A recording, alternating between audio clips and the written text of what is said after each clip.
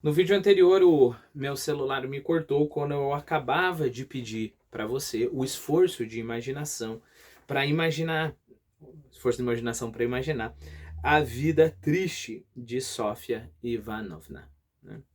Esse é o tipo de exercício que dá para você fazer quando você for dormir hoje de noite. Pare e pense e tenta imaginar os detalhes da vida dela e ver como que dá uma ficção inteira.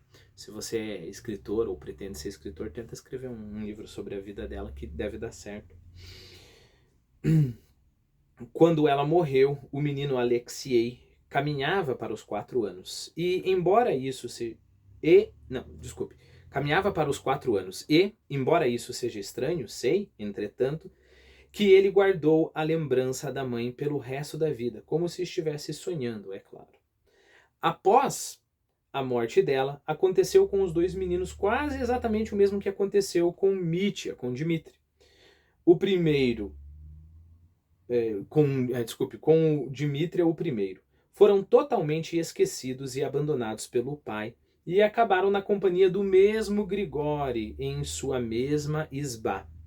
Foi nessa isbá que os encontrou a velha e tirana generala, benfeitora e educadora da sua mãe. A velha ainda estava entre os vivos e durante todos os 8 anos corridos não conseguia esquecer por um só instante a ofensa que lhe fora infligida, ou seja, fugiu da minha casa sem o meu consentimento. Durante todos aqueles 8 anos tivera as notícias mais precisas da vidinha de sua Sófia.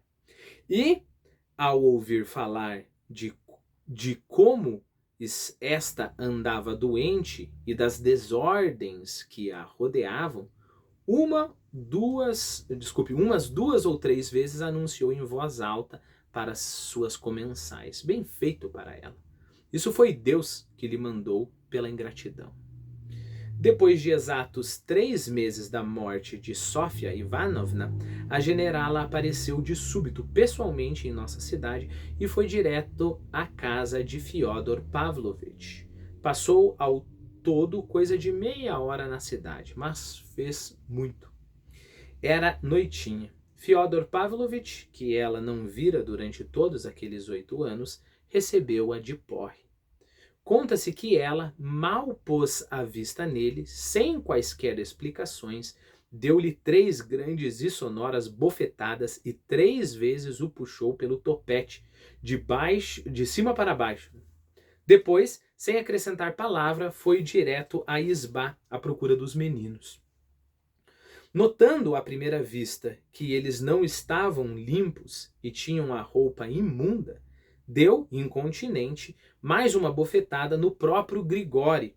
Comunicou-lhe que ia levar suas crianças para sua casa. Em seguida, os conduziu como estavam, enrolou-os numa manta, pôs os dois na carruagem e os levou para sua cidade. Grigori suportou essa bofetada como um escravo dedicado. Não disse uma só grosseria, e quando acompanhou a velha senhora até a carruagem, após uma reverência profunda, disse-lhe com gravidade: Deus pagará pelos órfãos. Mesmo assim, és um bobalhão, gritou-lhe a generala partindo. Novamente, Dostoiévski nos deixa uma parte da história para que nós imaginemos, né? Imagine essa personalidade, esse homem, esse Grigori, né? Que mesmo não tendo a obrigação, decidiu pegar os filhos do patrão, esse patrão devasso, ao qual ninguém respeitaria, para criar. Né? E imagine a alegria do Grigori ao saber que os meninos iam ter uma educação melhor, né? E imagine então ele falando: Deus pagará pelos órfãos. Imagine também um pouco de tristeza ao ser apartado dos meninos. Imagine o sentimento dos meninos para com Grigori e para com o próprio pai. Imagine a confusão dos meninos, ou o que quer que eles sentissem, talvez um pouco de empolgação, talvez medo, ao serem levados pela generala. Mesmo assim és um bobalhão, gritou-lhe a generala partindo. Considerando toda a questão, Fyodor Pavlovich achou que era um bom negócio e depois não recuou em nenhum ponto de seu consentimento formal para que as crianças fossem educadas na casa da generala. Quanto às bofetadas recebidas, ele mesmo saiu espalhando o fato por toda a cidade. Aconteceu que, logo em seguida, a generala também morreu, deixando, porém, 1000 rublos em herança para cada um dos pequerruchos.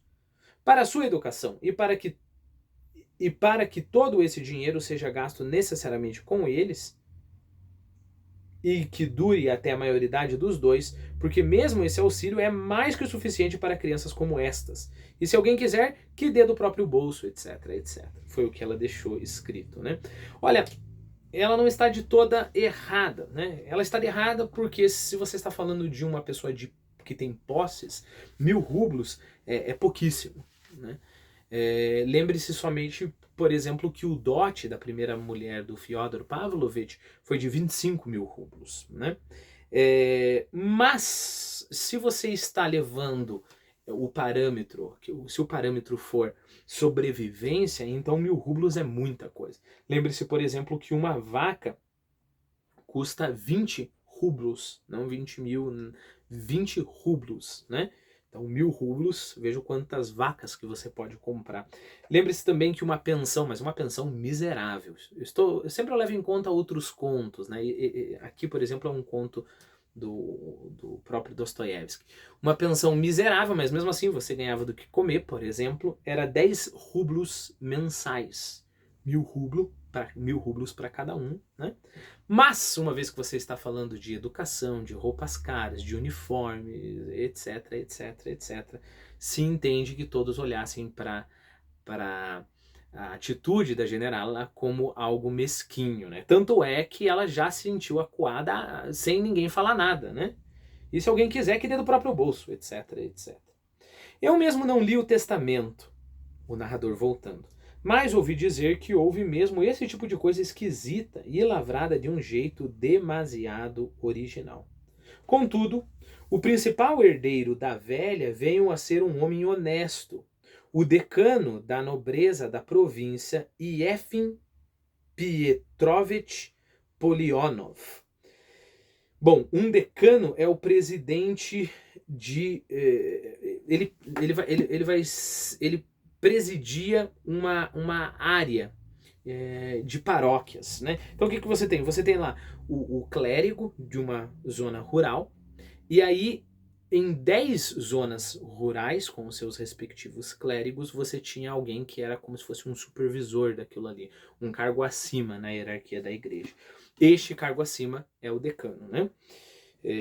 Bem mal comparado, a gente poderia falar de um bispo, arcebispo e assim por diante, bem mal comparado. Então, esse Yefim Pietrovich Polionov era esse decano. Após trocar correspondência com Fyodor Pavlovich e compreender num piscar de olhos que não conseguiria arrancar dinheiro dele para a educação dos próprios filhos, embora ele nunca negasse abertamente, mas sempre se limitasse a adiar, às vezes debulhando-se em sentimentalismos, ele, o decano, cuidou pessoalmente dos órfãos e gostou particularmente do caçula Alexiei, de sorte que durante muito tempo este foi até criado com sua família. Peço que o leitor observe isso desde o início. E se os jovens deviam a alguém por sua educação e instrução para toda a vida, então era precisamente Yefim Piotrovich, homem nobilíssimo e humaníssimo, desses que raramente se encontram. Ele manteve intactos os 1000 rublos deixados pela generala a cada um dos pequerruchos, de modo que quando eles atingiram a maioridade, o dinheiro havia crescido com os juros, cada 1000 chegando a 2. Educou-os às suas próprias custas e, é claro, gastou com cada um bem mais do que aqueles 1000.